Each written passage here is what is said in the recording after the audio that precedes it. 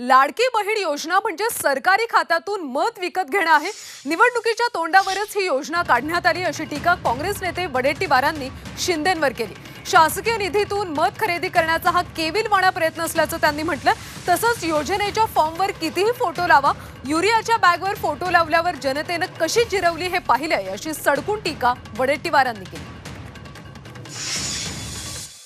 2 महिन्यासाठी वाटाण्याच्या अक्षता लावून सरकारी पैशातून मत खरेदी करायचा जो काही प्रकार होता तो आता जनतेने ओळखला आहे। शासकीय निधीतून मत खरेदी करायचा केविलवाणा प्रयत्न आहे आणि बहिणींना आमच्या आज सरकार आल्यानंतर ही सद्बुद्धी त्यांना वर्षभरापूर्वी का सुचली नाही। नीच्या फॉर्मवर कितीही फोटो लावा, युरियाच्या बॅगवर फोटो लावले आणि युरियाच्या बॅगवर फोटो लावल्यामुळे शेतकऱ्यांनी कशी जिरवली हे महाराष्ट्रातील महायुती विसरू शकत नाही।